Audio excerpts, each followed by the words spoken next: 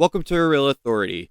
I have surprisingly mixed thoughts on The Last Sunrise, the brand new book to screen romance adaptation that just came out on Prime Video. I was very interested in it, mainly for one reason: Maia Reficco. She's an actress that I think is highly underrated and hasn't really had the time to shine. But the two previous films I've seen her in, those being One Fast Move and La Dolce Via, she is easily the highlight of those two movies. So to see her finally get a leading role of this scale, of course I was interested. Plus I'm a rom-com romance movie fan, so obviously I was going to be into it. Rafiko plays Araya, a young woman and talented dancer who travels with her mother to Mallorca for a bit of a trip there. She also has a serious condition which can lead to seizures, and so we basically follow her as she falls in love with Julian, this resident. And so you're basically here to see if the relationship can work.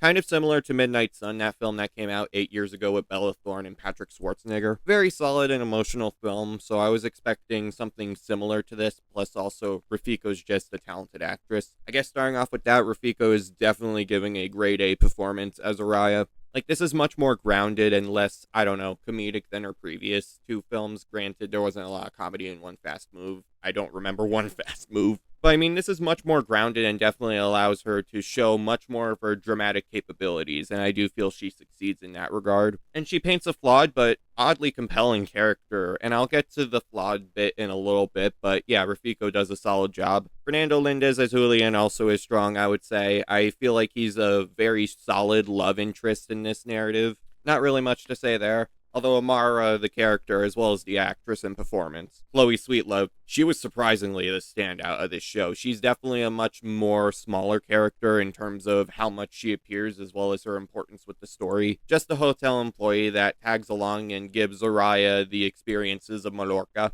But yeah, she was definitely a charming and comedic delight. She's more or less the supporting role that Rafiko had played in like La Dolce Via in terms of being entertaining, although I'm not sure if you've seen La Dolce Via. Basically, she's a strong supporting character that anchors a lot of the comedic moments, but also complements the drama. And I gotta say, she's a standout, and I wasn't expecting her to be a standout. I'm definitely interested in seeing what she does next because she dares to steal the spotlight from Rafiko. Carlson Young's directing, yeah, it's very solid. Like, I feel like a lot of it has to do with the drama, the suspense, as well as just the environments of Mallorca. The directing and Rob Groen's cinematography just look beautiful and feel beautiful. Like, it really does feel like that's where the movie excels the most. It just creates a vibrant and inviting environment that cannot be denied. And I gotta say, with 1 hour and 46 minutes, I will say for the most part, the pacing was really strong, even though there are a lot of things that keep it back for me. Hence why I may be keeping my positives very simple, because the movie really is kind of simple, and the main issue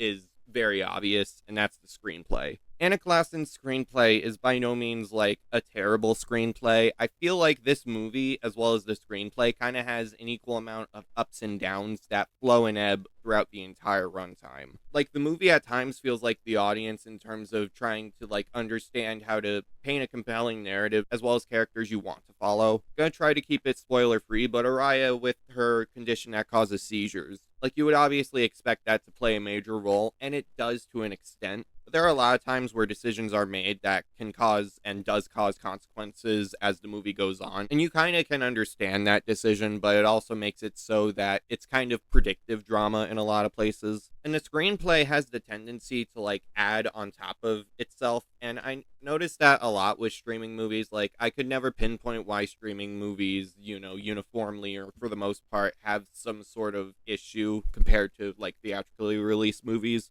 The Last Sunrise gives me it, outside of feeling, cheaper than theatrical movies. Not uniformly, not saying all movies feel cheaper. I'm just saying that's the impression that a lot of people have. But no, I think I can narrow it down. The screenplay feeling like it has to stack on top of each other rather than keeping it simplistic, because that's this movie's main hurdle. Because the plot could have just stayed simple in terms of just making it a romance. But instead, it kind of loses the simplicity that another movie like Midnight Sun had. In fact, there's one side plot that happens within the movie that really doesn't get, I don't know, fully explored. It mainly has to do with the antagonistic force that they tried building up, but I do feel it just kind of feels pointless, especially where the movie ends, but also in terms of like the main conflict. I don't know, it just didn't make sense to me, its inclusion. Like, I get it in terms of trying to set up this situation as much more dangerous than it needs to be, but the condition was kind of enough, in my opinion, in terms of the screenplay just exploring that, instead of giving us another antagonist that really doesn't fit the narrative as well as it thinks it does.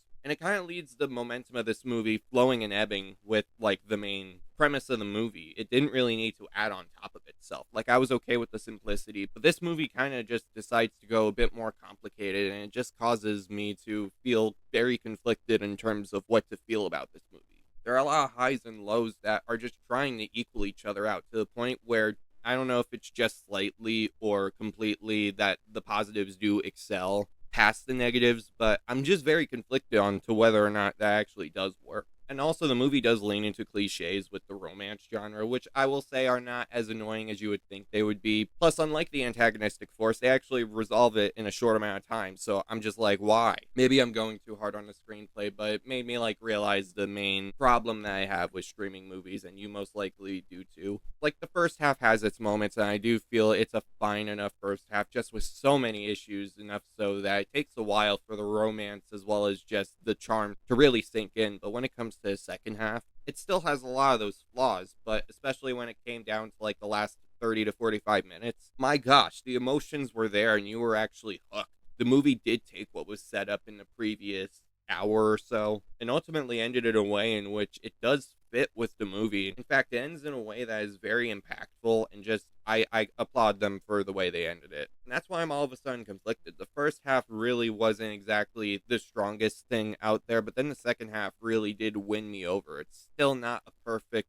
chunk of the movie, but it was really strong. So ultimately, I may give it the edge because I did have a smile on my face when it came to The Last Sunrise. It's very emotional when it wants to be, very flawed when it doesn't. I just wish the screenplay was stronger, as it really would have made this a slam dunk in my opinion. But ultimately, what they did with the second half and Reficco's stellar performance ultimately carry it to me saying The Real Authority approves 7 out of 10. Not perfect, but definitely enjoyable enough to the point where you'll ultimately be entertained if you are a fan of this sort of genre. Could have been better though, but I'll take what I can get and say, yeah, I had a good time with it. Make sure you leave a like, subscribe to the channel, turn on post notifications, comment your thoughts on the movie, and which is better, Midnight Sun or The Last Sunrise. Let me know. Alright, peace.